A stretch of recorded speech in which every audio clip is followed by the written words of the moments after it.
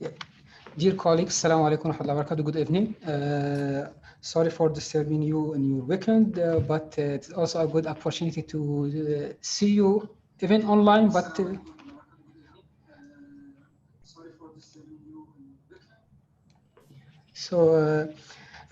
welcome to this webinar, the first webinar within our series of seminars for the CCB, College of Business Administration, College of Commerce and Business Administration, which organized this webinar, organized by the CCBA, College of Commerce and Business Administration, DU, Dhofar University, Salalah, Sultan of Oman. The topic of this first webinar will be about the latest trends in management education, key learnings and insights from CIMA. We will introduce what we mean by this, by CIMA. And here also before starting introducing our speakers, I would like to thank those people who helped us, support us in preparing this seminar, especially Dr. Saeed Jamil, Dean of CCBA, and also Dr. Muawiyah, Assistant Dean of our college, CCBA, as well as Ms. Nawal Al-Kathiri, which designed and helped us too much in preparing for that seminar. Also our speakers tonight will be Dr. Olga, which is from Siemens. She is the director of this international association, and I will introduce her later on, as well as Professor Saeed Ahsan Jamil, the DVC or Deputy Vice Chancellor of Dhofar University. So before starting and going to the topic, the main topic, also I would like to mention that this webinar is live streamed on YouTube, CCBA Dhofar. This is the channel. Also, the way our meeting is going to work. So first of all, I will introduce our esteemed speakers. Then they will deliver their topic and cover it. So after that, all the questions will be delayed to the end. So through the chatting, all those who have any question, please just ask your question or just type it in the chatting. Then I can transfer it to the respective speaker who will, I'm sure that will answer your questions. So also before starting and while I'm introducing this, I will just quick survey for all of you, please, participants. There is just within seconds. I wish all of you just to click on the screen, just to click on the correct or any option which meet with your perspective. It is in progress, so please choose.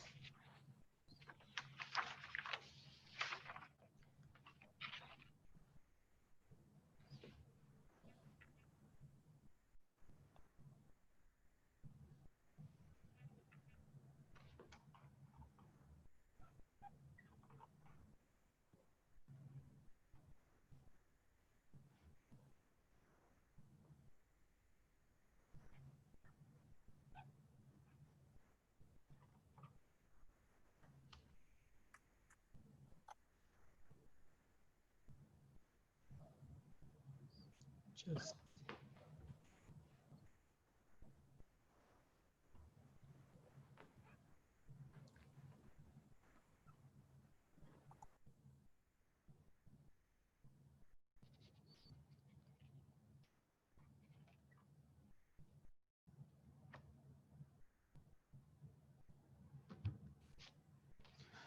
So I'm coming just to introduce with us Ms. Olga Velgorska is director of CIMA. CIMA is the International Association for Management Development in Dynamic Societies, which unites over than 200 members.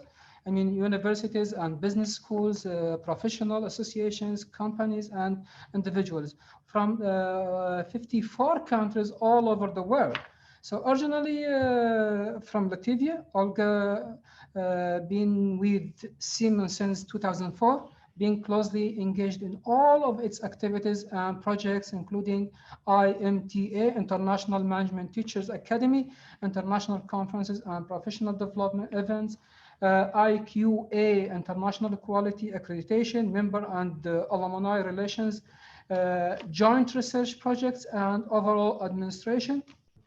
From 2009 to 2017, she also served as a vice president of Challenge Future Global Youth Think That and Competition on Innovation and Sustainability, and it's currently a steering committee member of the UN PRME, Principle of Responsible Management Education chapter of Central and Eastern Europe. Olga holds the BSc from Stockholm School of Economics in Riga, Latvia, and an MBA from IEDC Bled School of Management in Slovenia. She is fluent in Russian, Latvian, English, and Slovene language. So our second speaker tonight is Professor Ahsan Jamil. He is very famous here. All of you, I think you know him. He is the Deputy Vice Chancellor for Dhofar University. He is the President of Indian Committee in Dhofar, within Dhofar and the Indian School, as well as he is, for the last or a few years, he is serving as a leader or the leader of CCBA as a Dean. Dr. Said added too much to our esteemed college, our beloved college, as well as to our beloved university. So I will give him now a few minutes, 5 to 10 minutes, just to introduce the experience of Dhofar University about how Dhofar responded to the COVID-19 pandemic. So floor is yours. Please go ahead. Thank you, Mansoor, and welcome to all my colleagues from around the university, Dhofar University, including CCBA. Welcome to my esteemed guest, Olga. Olga has been my colleague, so it's a real honor and privilege to have you on this webinar. She has been one who I have been very closely associated for over now, I think, 12 years. I remember that, visiting IECD Bled in the year 2007. Once, I was one of the members of the, or participant in the IMTA, which was organized by, Siemens. And I was very impressed by the kind of knowledge level and the inputs that was being, provided at that moment. Some of those, great people who actually interacted with me in those times and with whom we had the session were actually people of great eminence, and they are already there. Siemens is also led by, Professor Danasa. Professor Danasa has been one of those, person who have been, working very hard, relentlessly over a period of almost 2 decades to be able to see and ensure that we have a management association. And now that management association is very vibrant, is working very well. And therefore, thank you once again, Olga, for, coming. Everybody will be, keenly looking forward to hearing from you and learning from you, okay, what is happening in Europe and what exactly is the kind of trends in management, how most of the universities around Europe are trying to cope up with the pandemic of COVID-19. Coming to Dhofar University, Olga, Dhofar University has taken this challenge to basically, convert itself into, an online teaching. Suddenly, we were, faced with lockdown. The government announced lockdown around 15th of March. We were in a quandary. We don't know exactly what needs to be done next. And therefore, very quickly, the top administration here took up the decision and the challenge that we will basically go online. Now, we have a very unique system whereby, in the sense that, our students are not that, IT savvy, and therefore looking at the fact that, we could be able to convert them and could be able to lure them to be able to, attend the online, classes was something of a great challenge. But we took it. And with the help of all my colleagues, all across all the colleges in Dhofar University, they took up the challenge too, because it was not possible for them also to be able to quickly respond and quickly adapt to the online challenges. Everything on online was something new for most of my faculty members. There was a lot of anxiety among them also, as there was anxiety among the students. But some of the other, the saga continued. People took up the challenge, and my faculty was the one who basically took up the challenge in the most of the a better way. And at the end of the day, we found that as we kept on moving week after week, we became more and more expert as far as how online classes could be delivered, which was the first time in the history of the Far University that we delivered everything online, including assessment and including the fact that how can we be able to get those course learning outcome achieved. And it was something which was a real pleasure to see colleagues as well as the students coming up, accepting the challenge, and then at the end of the day they basically came out winners in all terms whatsoever. To a large extent, the online teaching is now the new normal. It is something that we're going to live with for another maybe 1 year or maybe 2 years. We are not very much sure.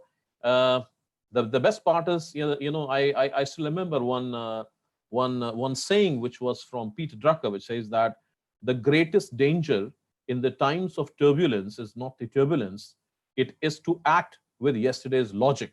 So if you are acting with yesterday's logic, you are surely going to see that your ship is going to sink down, which basically is very imperative that one has to understand, adapt, take up the challenge. And the most important for our the faculty is very important aspect, or very important success mantra, as we call, is that we should learn to learn. If we are able to learn, therefore any challenge that comes across to us, we could be able to do that, and we could be able to wind up. So this is in short about what Dhofar University actually did. We are one member of the Seamen Association, so this is information for the kind of turnaround that we did. One important point that I want to add, Olga, here is that Dhofar University is the only higher educational institution in the Sultanate of Oman which basically switched over from the traditional in-person teaching to the online teaching, and we remain as the only one as of now. I mean, in the real sense of the online teaching. The online teaching basically was like a tidbit put together. You put some assignment here and there in the Google Drive and says, okay, download, make the assignment, submit the assignment, and okay, let's do something. But we did have in the real sense, we did have the online teaching where we involved live sessions, live delivery of the classes, live delivery of the content.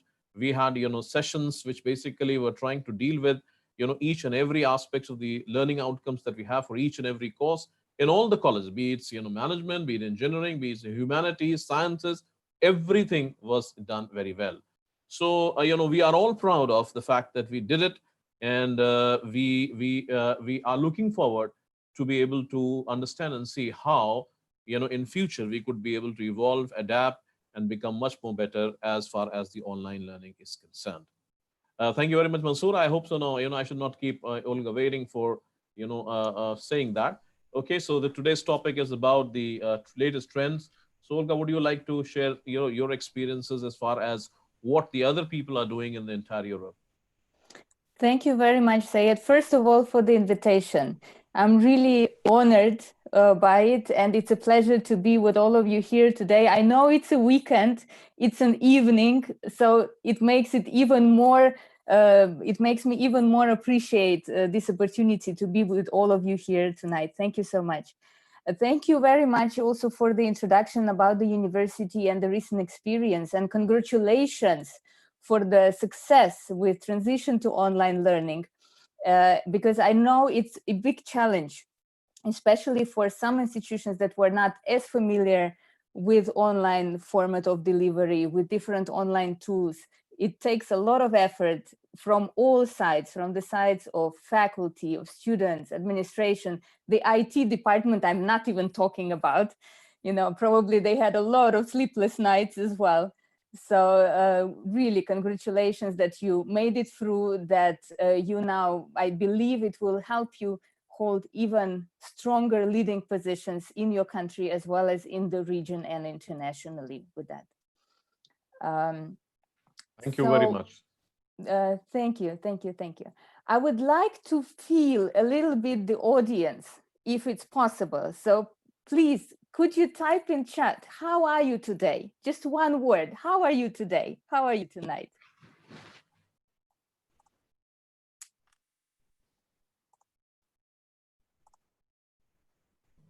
Fine, very fine. That's in. Thank you. I am excited. I'm excited to see you all, to share what some of our experience. I really hope it will be useful. Thank you it is so going much to be very for your useful. answers. Yeah. I will start sharing the presentation. I hope it will work. Let me see. Mansoor, can you have Olga's, frame? Yeah, I have it. Yeah, so we tested it before, it all worked. So here we go. Can you see it?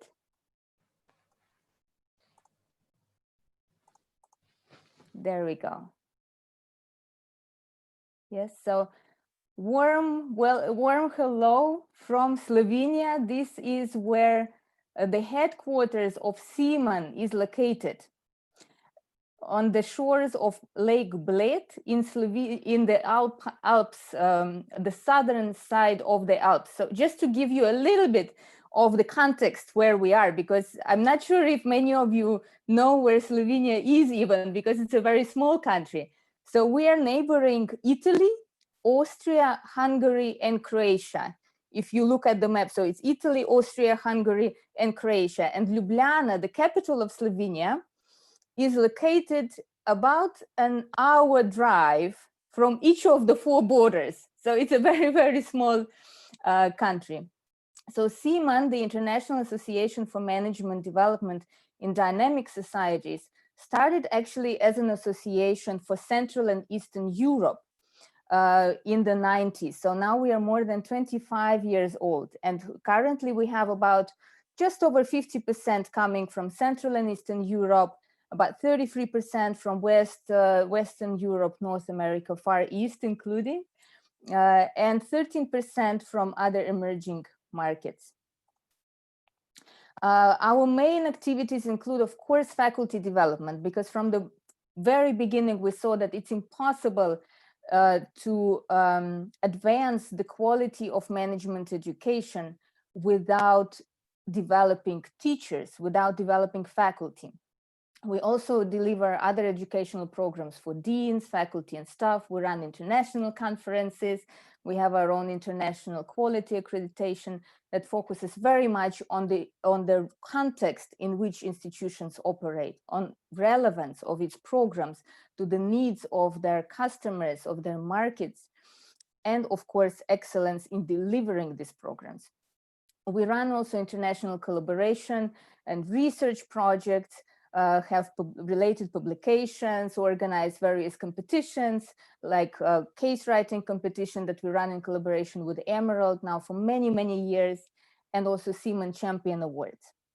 One of the most recent initiatives was also establishing the Alliance of Management Development Associations in Rising Economies. And by rising economies, we mean African countries, Latin American, Central and Eastern Europe. So you will hear, I'm sure you will hear more about the Alliance and some projects in partnership with our partner associations in autumn. But the main idea is that countries in rising economies, in dynamic societies, as we call them, share a lot of similar values, some similar challenges. They can learn a lot from each other and they can support each other. So that's what the Alliance is aimed to help with further. Some of the upcoming events that we are planning still this year, and yes, they unfortunately will take place online, as much as we like having guests in Slovenia. With COVID, we are forced to go online. So for example, we will have program management seminar specifically designed for program managers and administrators delivered over 2 modules, one in August and one in October, with individual mentoring in between for participants. And the program really focuses on how to design, how to deliver outstanding educational experience. Not that much from the side of teaching, but really organization of the educational process and organization of programs. Our main event of the year will take place in September, 23rd to 25th of September, also online.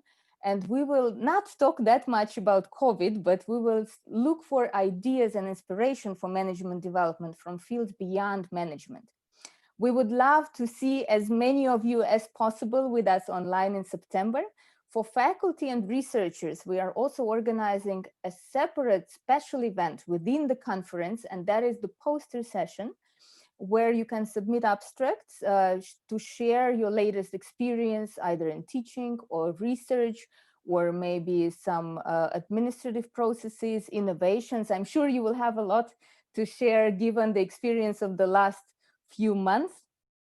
And that's also an opportunity to discuss your latest work with colleagues, with peers, receive feedback, get more visibility for your work. So you can see more information about it. Of course, everything is on our website, but also if you have additional questions, I would be happy to support you. We will deliver also a special workshop dedicated to online teaching and engagement of students, where we will talk about various engagement tools, including projects, including interactive teaching tools for online environment. A couple of words about IMTA, which was already mentioned also by Dr. Sayed. IMTA is really our flagship program, and we are very, very proud of it.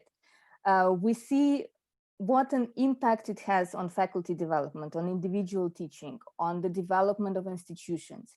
And it's a 2-week program that we usually hold in June. Just around this time, it would have ended.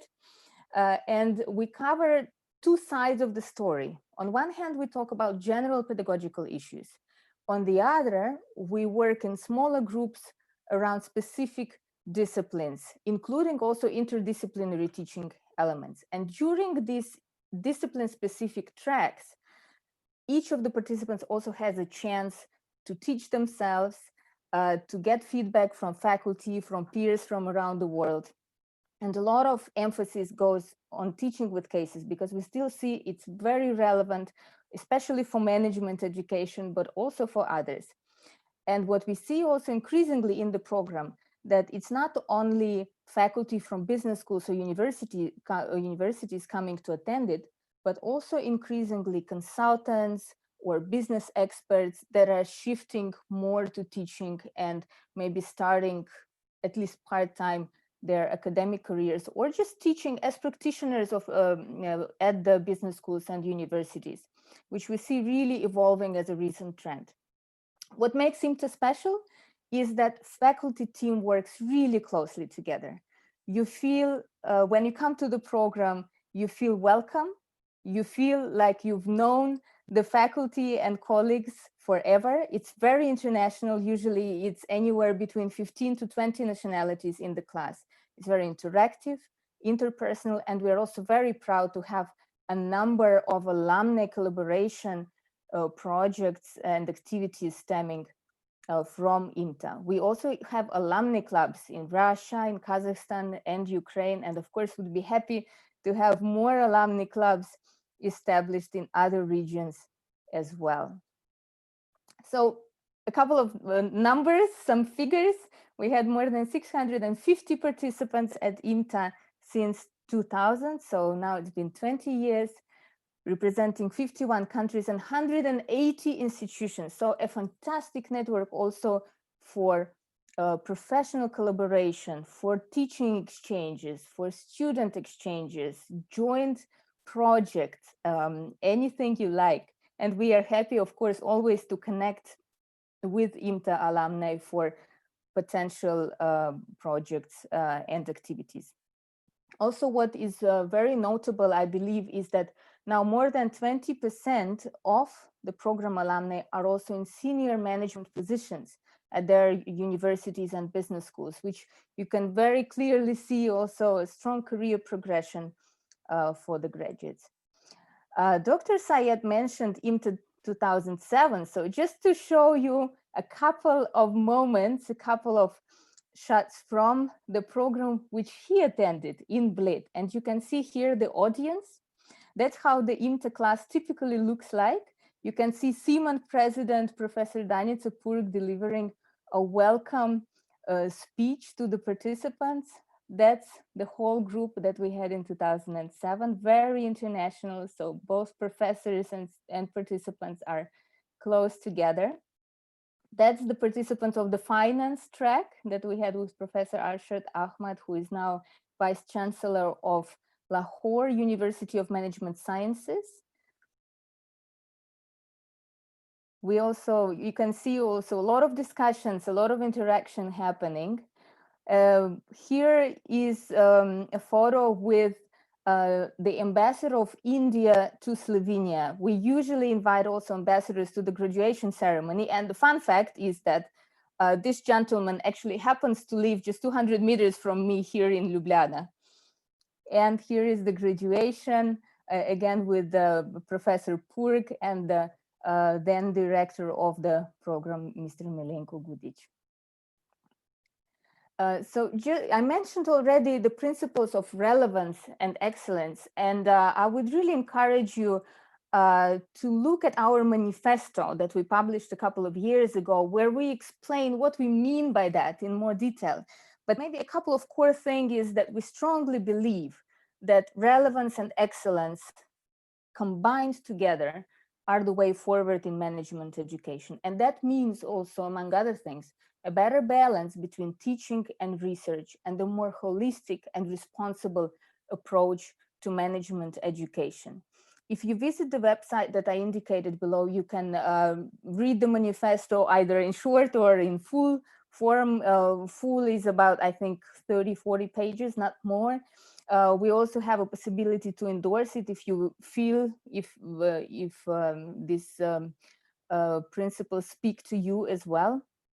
And of course, to hear your feedback. Do you agree? What is your view on the current state of management education and where it is going? Now, a couple of words a little bit about COVID experience. Of course, the whole world was affected by it, and it was very, very quickly. So both the companies, the educational institutions, the students had to adapt very quickly to the new circumstances. And what we saw, of course, was very quick transition to online teaching, to online delivery. In some universities, it took anywhere between a couple of days to maximum a week. And even those who were not that much in favor of online education, of course, had to adapt to learn very quickly and to transfer the programs and their content online. But of course, safety of the students, safety of employees was and still is first in this aspect. In the current circumstances, I believe it's also very important to understand the context of the situation, the individual context of societies, of countries, and to answer the needs both of students and both of employees. Because, for example, some students might have very difficult family situations. Some might not be as technologically savvy. Some might have difficulties with access. So the role of the educational institution becomes even more important in this respect as a crucial stakeholder, bringing together the students, the faculties, the community, and supporting them in these difficult times. Of course, it requires adaptability. It requires capacity to innovate, and it's very difficult under stressful circumstances. But also there are a number of opportunities that can be identified and pursued in this situation as well. So some of the reflections that I was hearing from our community and from our schools is that certainly online will not replace face-to-face. It's a temporary solution. And if before there were fears that in the future, online, artificial intelligence, robots will take over education, I think these fears were pretty much dissipated. People crave human connection. They crave human touch. They need personal interaction. They need to feel each other. You cannot replace it with online fully. So it's fine as a temporary solution. And we see that some groups of students and participants react slightly differently to it. For example, undergrads, I hear a lot that undergrads really enjoy online because they're like fish in the water with technology. For executive education audiences, often they prefer not even to go into online mode and just to delay their education for later until on-campus experience is available again. What we see as well is the growing importance of lifelong learning, and lifelong learning not only for participants and students, but also for faculty, also for administrators, for managers. What Dr. Syed said, to learn and to unlearn, first of all, because you cannot put too much water in the jar that is already full. You first have to learn to let go of some of the previous practices, previous experiences, even beliefs, sometimes the attitudes, which is very difficult, and to learn from scratch very often, or to learn new things, to be more adaptable. Certainly, resilience comes forward as a very important trait. And here we can talk about resilience of individuals. We can talk about resilience of organizations and even countries. Trust becomes irreplaceable, and it's very difficult to recover the trust that was once broken, as we all know. Communication, clear, transparent on all levels, showing respect for the needs of individuals, of companies. Collaboration becomes, again, crucial, especially in the online mode, and the format of collaboration becomes slightly different with the use of different technology tools, with the use of online communication, etc. And of course, also our business models come into question. Can we proceed with the way it was before? How should we adapt? Especially in the case of private business education. For state-funded, for bigger universities, maybe it's not as actual still, but smaller private schools, I think, are really faced with this challenge of the questioning their business models and adapting them to new environment. I wanted to bring some examples from the Seaman community as well, just to show you what some other schools were doing, which I really liked. For example, the Gordon Institute of Business Science in South Africa launched a daily Zoom at noon Zoom online conference for their employees with the dean, just to touch base, just to see how they are, what questions they might have, what issues they're facing. And it worked very well. For example, our member from Latvia, Riseba University of Applied Science, they were faced with the challenge how to conduct their graduation ceremony, which they had just a couple of weeks ago in June. And what they found the solution was to hold it in a botanical garden, which is a beautiful environment, still allows to keep all the social distancing requirements, and really gives this feeling of celebration. Our member from Estonia in the Baltic states, Estonian Business School, was the first in the country, and I really believe in the region, to launch nano degrees, where you can acquire degrees for individual subjects that at the end can lead to a fully completed MBA or master's degree, which is a true innovation in this area for the Baltic region. Our partner Skolkovo, Moscow School of Management, one of the top schools in Russia, approached online education in a very innovative way. They approach it as a TV production, in fact. So they have their own studio. They have a lot of huge screens all over the walls. They script very carefully, to the minute, the content, the format of their online events and classes. They work with the faculty, they work with the students to make sure that it really goes smoothly and as perfect as possible. And they really were amazingly successful with a number of online events over the last couple of months, also conducting corporate programs online, forums, webinars, even social events with music and networking. And also on the quality assurance side, in CMA International Quality Accreditation, as well as in other accreditation body, we saw a successful transition also to online accreditation visits. In CMA, we try to support our members as well through a number of webinars, and recordings from all these webinars are freely available on our website. So if you think some of the topics might be of interest and of use to you, please, you're very welcome to visit our website and to listen to them, and we would be very glad to hear also your impressions. Another format of online events that we launched was CMA Lounges, discussions with academic leaders about reimagining business education. With business leaders, what should the business graduate for the new normal look like? What are the perspectives of CEOs? And here we were really honored to have several of CMA board members on the panel, including the moderator, Professor Sean Meehan of IMD Lausanne, our corporate board member, Ms. Lana Popovic, Coca-Cola president for Central Eastern Europe, CEO and chairman of the board of Generali, and also fantastic entrepreneurs who established a number of businesses. Ghazi Hajia, our board member as well. He works a lot in Albania and Southeast Europe. And Yerkin Tatishev holds a number of companies in his holding that operate in Central Asia and wider Asian region in oil and gas, agriculture.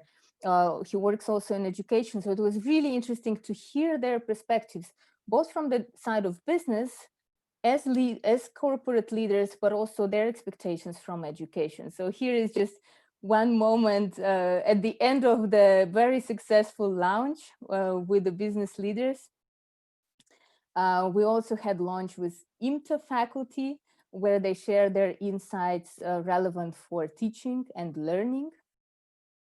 And we also engaged our IMTA alumni community. And you can see here, they hold very esteemed positions in their countries and regions, including Professor Wolfgang Kamann, who is just your neighbor in Qatar, but originally from Switzerland, and Professor Tripathi from India, and of course also deans and rectors from Europe. So again, also CMA Lounges recordings are available on our website, and you're very welcome to use them. So I would like to run an experiment, if you allow me, and I would kindly ask if you could please either open a new window on your computer, or maybe take your smartphone and go to menti.com and either enter the code that you see on the screen, or you can scan a QR code with your phone, with the scanner. Could you please do that for me? I would like to ask you, what skills do you think business leaders need the most in our times? If we could take just a minute and try it out. Because this was one of the questions that we asked also participants of our CMA Lounge with business leaders. What are the competences? What are the skills that business leaders need most? And I believe this is of crucial importance to understand these needs when we talk about what should business education, management education look like of the future. So let me see if we have some results already appearing.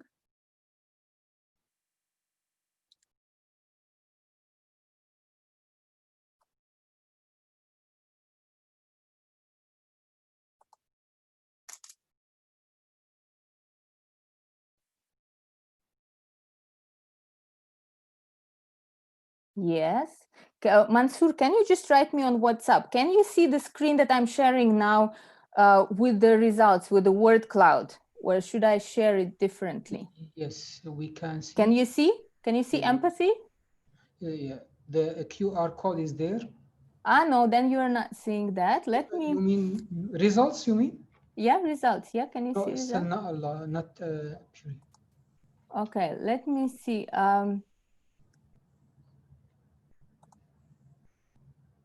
We have it here. What about now? Yeah, we have one question. Empathy. We Yes, have one question. So, yeah. So let me show the slide again. If we have more people who can go to this website and enter the code so that we can see what they think.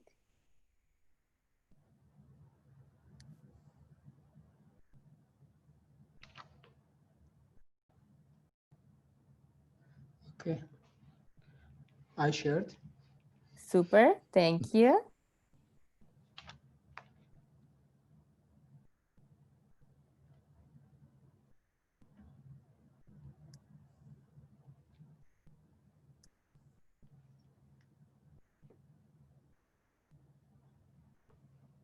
There we go. Let me see what's happening with the results now.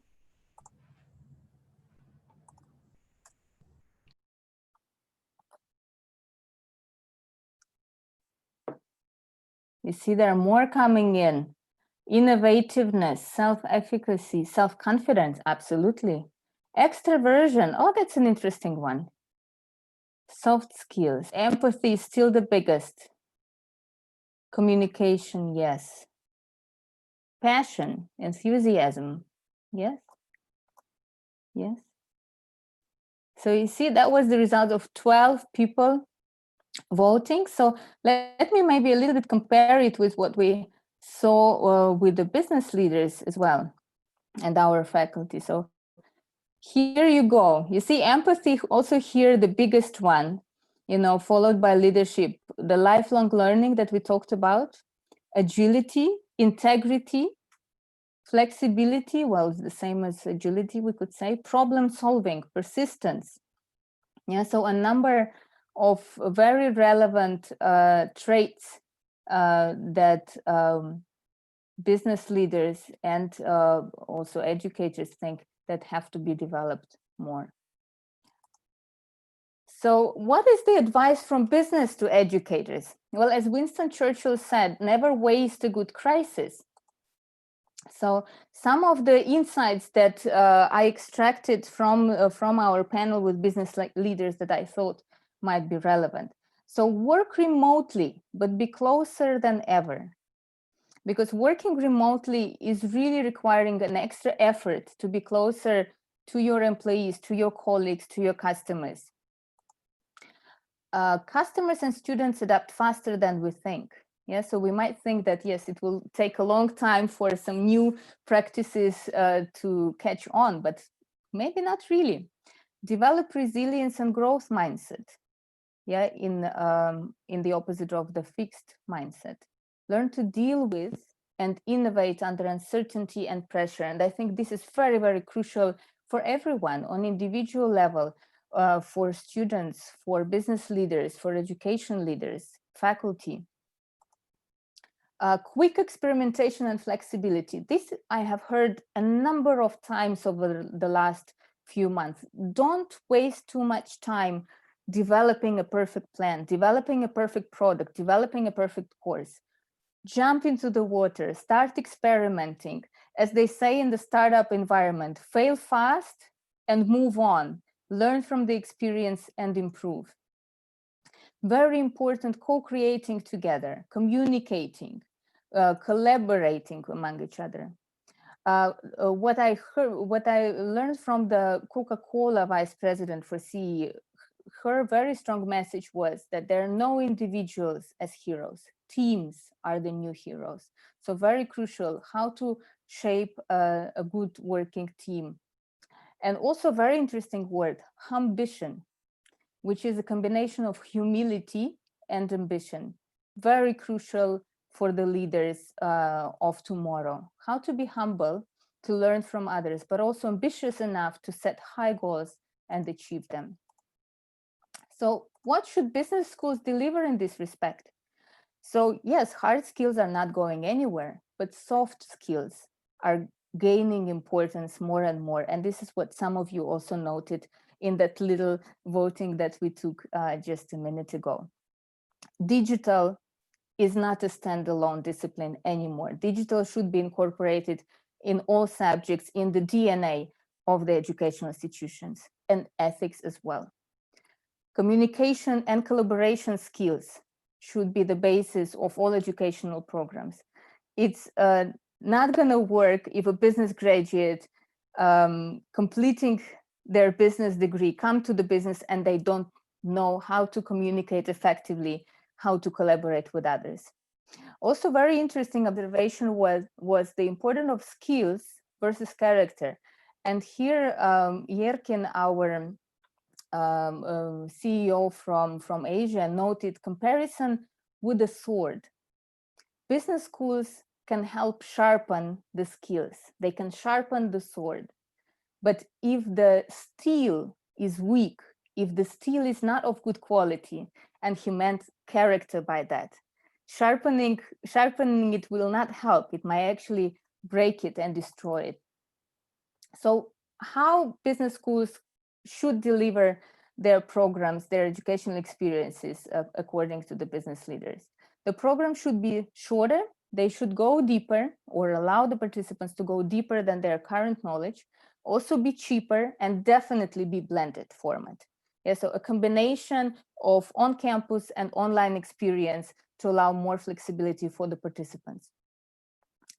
Bootcamp, Netflix, and Sensei approaches. Well, bootcamp is clear, very intensive, very hard, but you come out stronger, you come out more resilient, you come out with the new skills, and you're ready to apply them immediately. Netflix, a subscription model.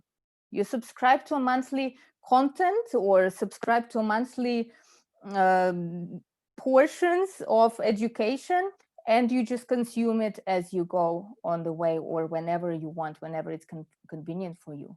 Sensei approach, this concept of sensei, a wise man walking by your side the whole way, as a mentor, as a coach, as supporter in different life or work situations.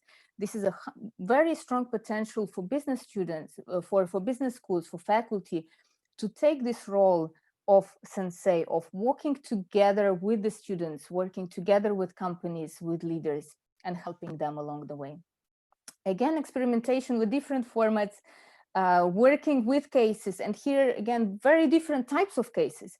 We're all used to Harvard type classical case studies that we teach, but there are also live cases, especially that came out, especially in the light with the COVID and online formats. Inviting protagonists, inviting business leaders to the classroom, working with them as their companies grow and develop, having more local cases relevant to your local context. Experiential learning, of course, simulations, but also combining work with studies to be able to apply new skills, new knowledge immediately in the work environment. So this is all from me. I hope I managed to deliver hopefully some interesting thoughts, ideas that would be applicable in your work. I would be happy to take some questions now, and of course also please feel free to reach out by email or phone.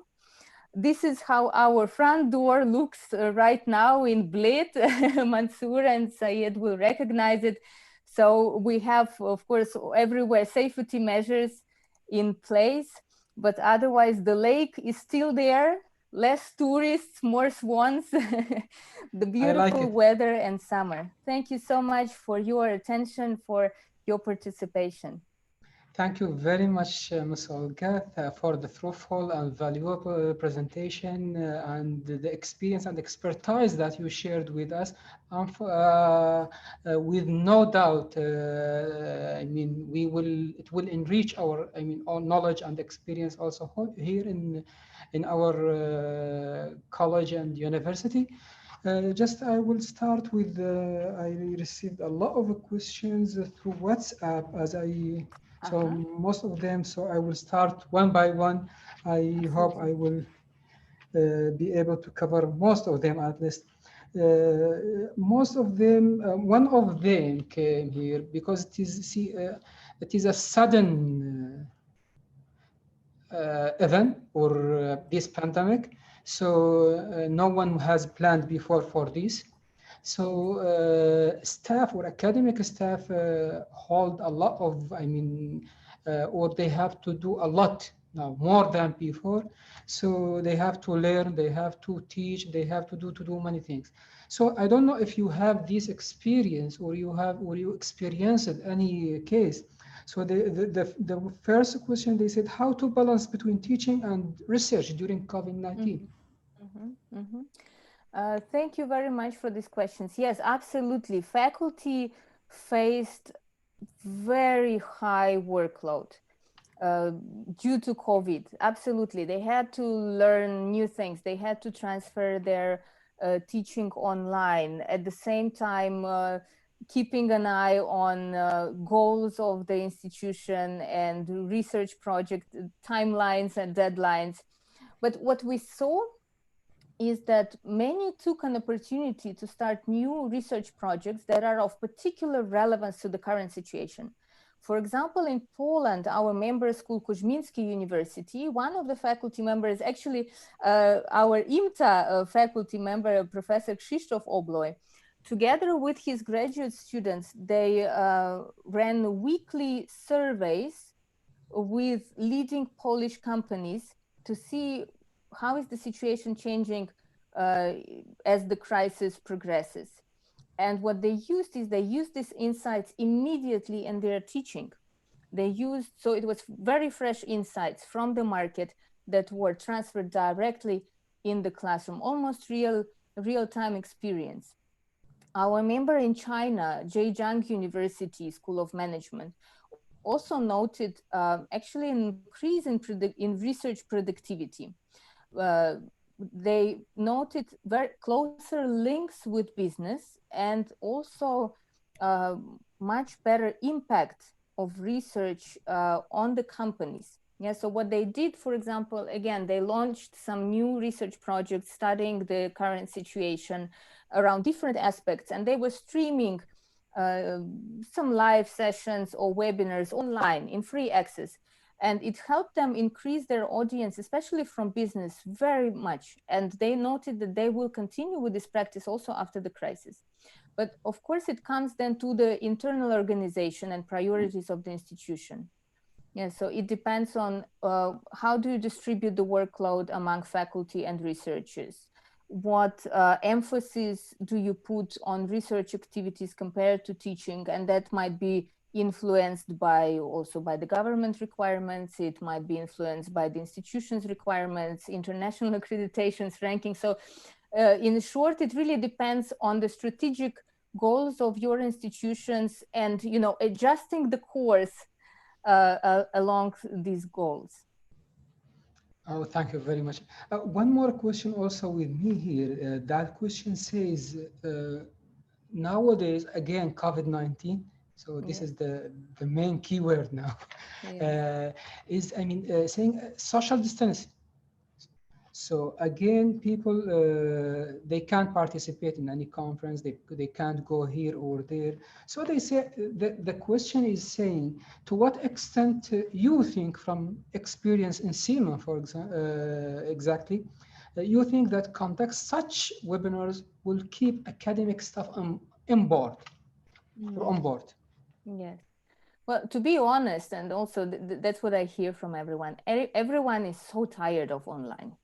Everyone is so tired of these endless online meetings, webinars every minute, online conferences. There is so much actually excellent content available freely online. So it becomes also a challenge of continuing online education, especially corporate online education within the business schools. But if we talk about how long COVID will continue and social distancing. I think here again, it really depends on the country specifics and the current situation with the crisis. For example, in Slovenia now, well, Slovenia was the first country that announced the end of the epidemic. Now we're facing the second wave. So some of the restrictions got tighter again. That concerns also face-to-face meetings. And for example, we are not allowed to have gatherings of more than 50 people at the same time.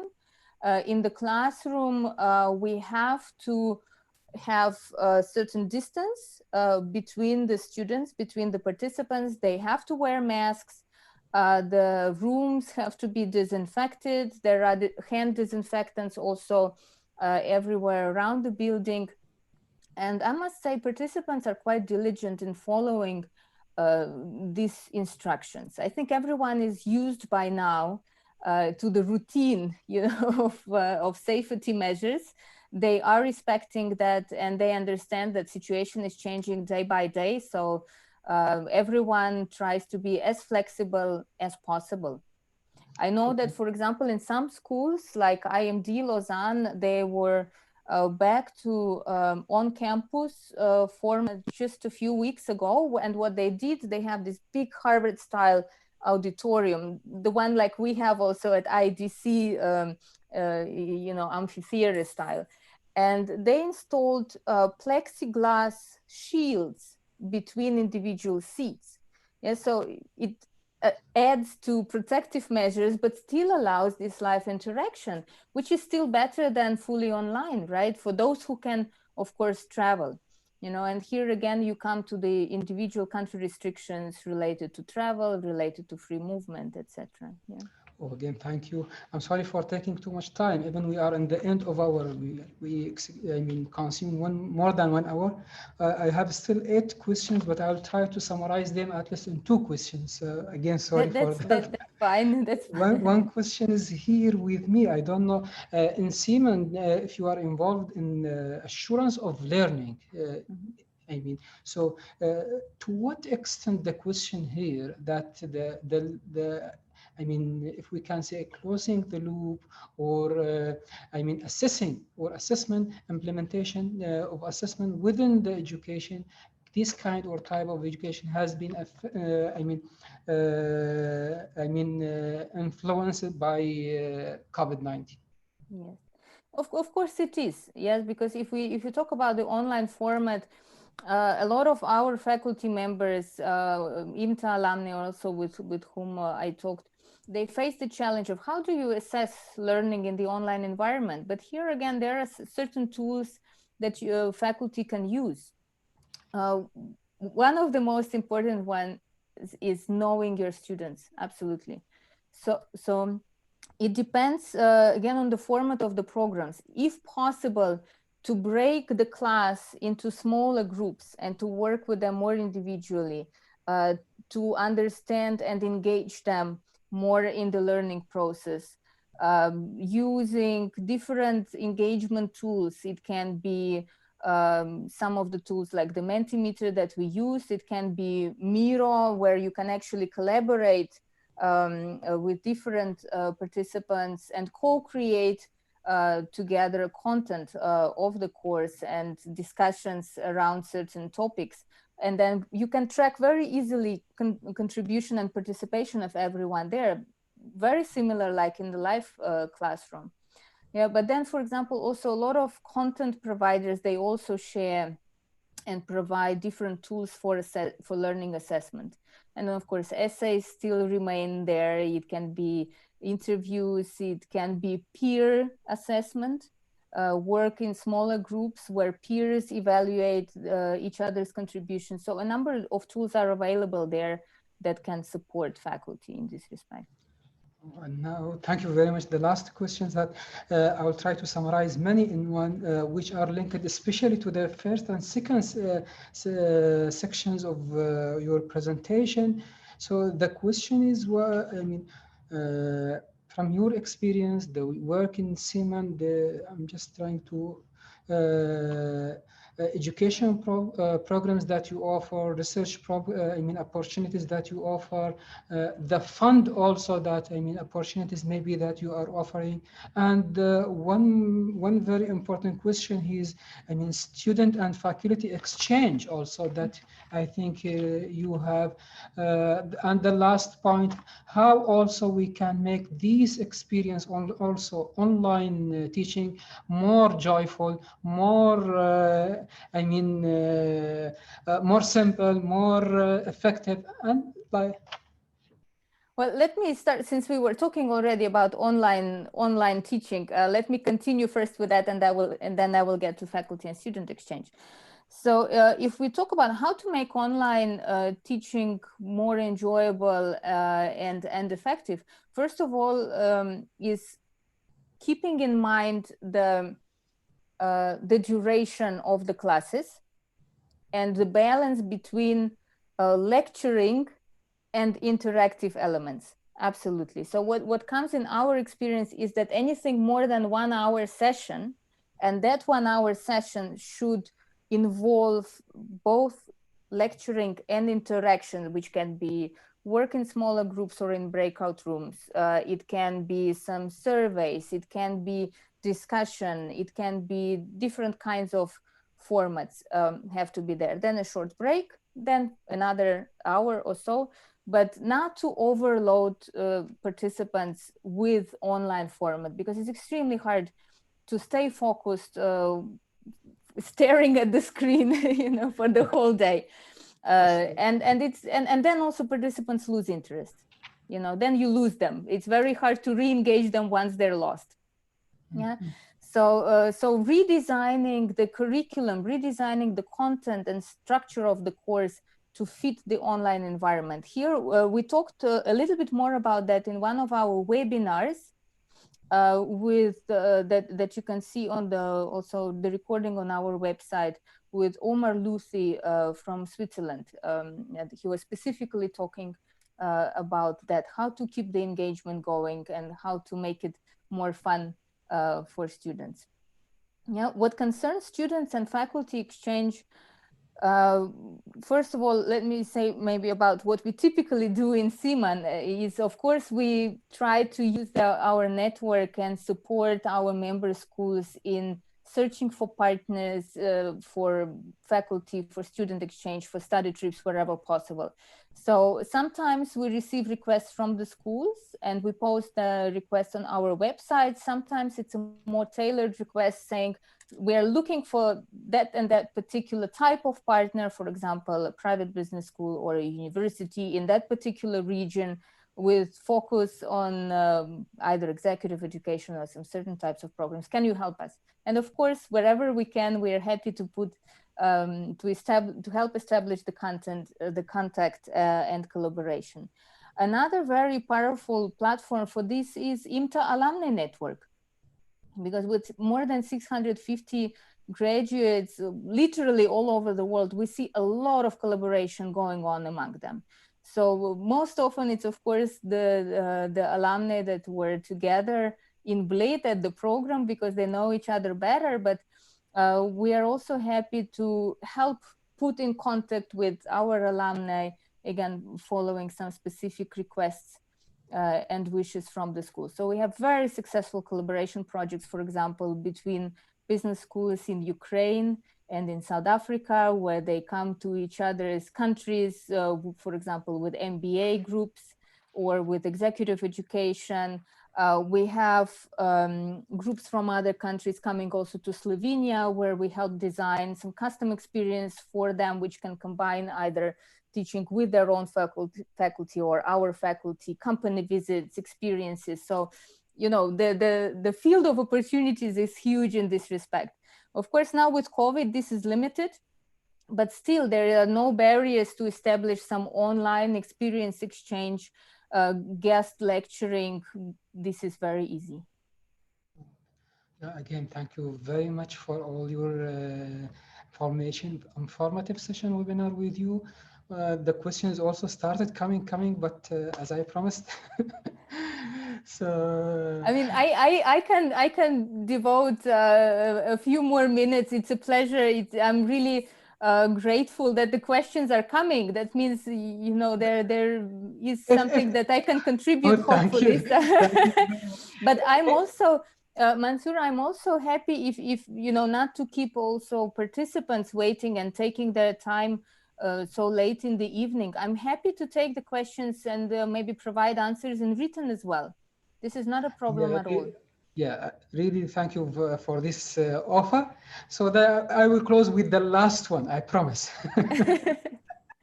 So here is a question from one of our colleague. He said, with current situation again, COVID-19, most of the governments, countries, they don't recognize online certificates. So the main question, what is the scope now of such online programs?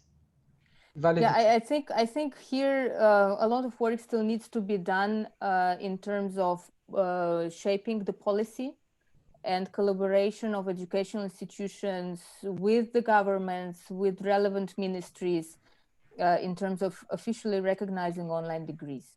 Yeah, I think, of course, nobody expected that it will just drop on our heads, the current situation, but now we have to adjust, we have to demonstrate also to the relevant policymakers that the quality of online education is not that much lower than face-to-face. Of course, some elements are missing, but you know, with maybe some additional steps, this can be also approved and accepted. Yeah, so here again, very important to keep the dialogue open with the relevant stakeholders and to push it forward, because I think now, since all educational institutions were faced with this situation, it's impossible. It would be devastating on the job market, on the higher education institution, also for companies, you know, not to be able to have these degrees recognized. Thank you very much, Ms. Olka, Director of the International Association for Management Development in Dynamic Societies, Slovenia. Again, thank you very much for the valuable presentation, experience, expertise that you share with us today. We'll go back to Dr. Sayed if he has anything to share with us. Thank you, Olga. Thank you very much for those inputs. Those were really very, very, you know, innovative, because the kind of, you know, presentation that you did and the kind of inputs that you have, you know, given to my colleagues, I think it's going to help them to be able to understand the current COVID-19 situation. And as you rightly mentioned, that we need to be more adaptive, we need to be more resilient, we need to empathize with the current situation, and we should be ready for the change as well as the challenge which is coming our way. And I hope so that all my colleagues would be able to get the benefit from them. I'm especially very thankful to all my colleagues from the College of Commerce and Business Administration, but we have also two more colleagues who joined from the College of Arts and Sciences, including, you know, Dr. Maslahe and Dr. Samina Ahmed Khan. Thank you, both of you, for joining us, and the rest of all my esteemed colleagues, the team, as I call it, Team CCBA, which stands short for my college. Okay, all of them, you know, are around there. Thank you, all the colleagues. Thank you, Olga, once again for the great talk that we have. Thank you, Dr. Mansoor, for doing the great moderation. Thank you so much for your time, for kind invitation. It was really an honor and a pleasure. And Mansoor, you and your team were irreplaceable with all the support in making this happen. Thank you so much. Enjoy the evening, and I hope we stay in touch. Sure, sure. All of us will be in touch. Thank you very much. Thank you very much. Thank you. Thank you. Thank you, Mansoor. Thank you all the colleagues. Thank you very much for being with us today. See you, inshallah, in the second webinar soon. Bye. Bye-bye, everybody. Bye-bye. Bye.